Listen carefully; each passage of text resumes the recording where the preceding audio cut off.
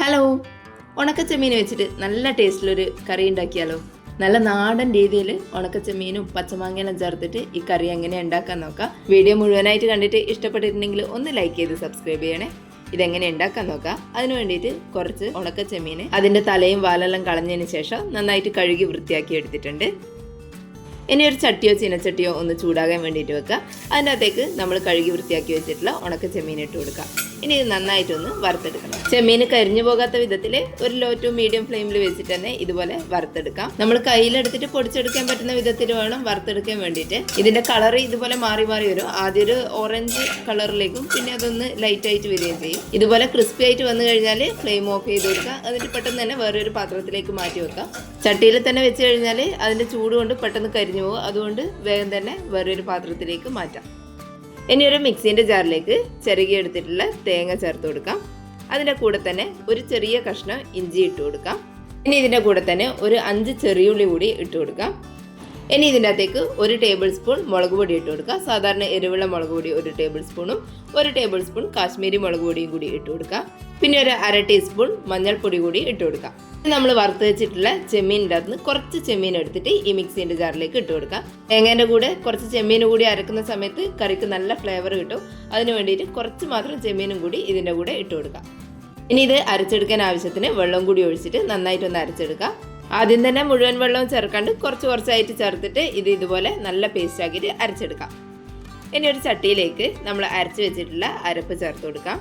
ഇനി ഈ മിക്സിൻ്റെ ജാറിലേക്ക് കുറച്ച് വെള്ളം കൂടി ഒഴിച്ചിട്ട് അതും കൂടി ഇതിൻ്റെ അകത്തേക്ക് ഒഴിച്ചു കൊടുക്കാം. അതുകൂടാതെ തന്നെ ഈ അരപ്പൊന്ന് ലൂസാക്കി എടുക്കാൻ വേണ്ടിയിട്ട് ആവശ്യത്തിന് വെള്ളം കൂടി ചേർത്ത് കൊടുക്കാം. ആകെ ഇതിൻ്റെ അകത്തേക്ക് 1 കപ്പ് വെള്ളം കൂടി ഒഴിച്ചു കൊടുക്കുന്നുണ്ട്. ഇനി ഇതിൻ്റെ അകത്തേക്ക് ഒരു പഴുത്ത തക്കാളീൻ്റെ പകുതി ഇതുപോലെ അരിഞ്ഞിട്ട് ഇട്ട് കൊടുക്കാം. കൂടെ തന്നെ 2 പച്ചമുളകും കൂടി ഇട്ട് കൊടുക്കുന്നുണ്ട്. ഇനി ഇതിൻ്റെ അകത്തേക്ക് മാങ്ങ കഷ്ണങ്ങൾ ചേർത്ത് കൊടുക്കാം. ഒരു ചെറിയ മാങ്ങ നീളത്തിൽ അരിഞ്ഞിട്ട് ഇട്ട് കൊടുക്കുന്നുണ്ട്. നമ്മൾ പച്ചമാങ്ങ ഇട്ട് കൊടുത്തുകൊണ്ട് ഇതിൻ്റെ അകത്തേക്ക് വേറെ പുളിയൊന്നും ഉപയോഗിക്കുന്നില്ല. പച്ചമാങ്ങേൻ്റെ പുളി തന്നെ ഉണ്ടാവും. ഇനി ഇതിൻ്റെ അകത്തേക്ക് കുറച്ച് കറിവേപ്പില ആവശ്യത്തിന് ഉപ്പും കൂടി ഇട്ട് കൊടുക്കാം. എല്ലാം കൂടി നന്നായിട്ടൊന്ന് മിക്സ് ചെയ്തെടുക്കാം. പച്ചമാങ്ങ ഇട്ടിട്ട് കറി വെക്കുന്ന സമയത്ത് പെട്ടെന്ന് കറി കുറുകി വരാൻ സാധ്യതയുണ്ട്. അതുകൊണ്ട് കുറച്ച് ലൂസായിട്ട് തന്നെ ഇത് ഒന്ന് കലക്കിയെടുക്കാം. നന്നായിട്ട് ഇതുപോലെ കലക്കിയെടുത്തതിന് ശേഷം നമുക്കിത് തിളപ്പിക്കാൻ വേണ്ടിയിട്ട് വെക്കാം.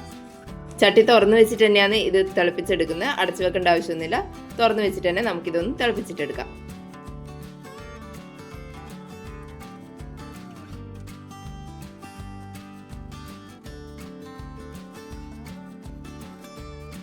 കറി ഇതുപോലെ നന്നായിട്ട് തിളച്ച് വന്നതിന് ശേഷം നമ്മൾ വറുത്ത് മാറ്റി വെച്ചിട്ടുള്ള ചെമ്മീൻ ഇതിൻ്റെ അകത്തേക്ക് ചേർത്ത് കൊടുക്കാം. ഇതിനെ ഒന്ന് മിക്സ് ചെയ്ത് കൊടുത്തതിന് ശേഷം ഒരു 2-3 മിനിറ്റ് മാത്രമേ ഒന്ന് തിളപ്പിച്ചെടുത്താൽ മതിയാവും.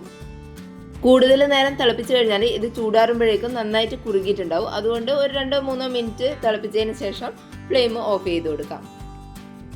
ഇനി ഇതിൻ്റെ അകത്തേക്ക് താളിക്കാൻ വേണ്ടിയിട്ട് ഒരു പാത്രത്തിൽ കുറച്ച് വെളിച്ചെണ്ണ ഒന്ന് ചൂടാകാൻ വേണ്ടിയിട്ട് വെച്ചിട്ടുണ്ട്. വെളിച്ചെണ്ണ ചൂടായി കഴിഞ്ഞാൽ അതിൻ്റെ അകത്തേക്ക് കുറച്ച് ചെറിയുള്ളി ഇട്ടിട്ട് നന്നായിട്ടൊന്ന് മൂപ്പിച്ചെടുക്കാം. ചെറിയുള്ളിൻ്റെ കളറെല്ലാം മാറി ഒരു ലൈറ്റ് ബ്രൗൺ കളറാകുന്ന സമയത്ത് ഇതിൻ്റെ അകത്തേക്ക് കുറച്ച് കടുക് കൂടി ഇട്ട് കൊടുക്കുന്നുണ്ട്. ആദ്യം കടുക് പൊട്ടിച്ചതിന് ശേഷം ചെറിയുള്ളി ഇട്ടിട്ടൊന്ന് വഴറ്റിയെടുത്താലും മതിയാവും. ഇനി ഇതിൻ്റെ അകത്തേക്ക് കുറച്ച് കറിവേപ്പില കൂടി ഇട്ട് കൊടുക്കാം. നന്നായിട്ടൊന്ന് മൂപ്പിച്ചെടുത്തതിന് ശേഷം നമ്മൾ കറിയിലേക്ക് ഒഴിച്ചു കൊടുക്കാം.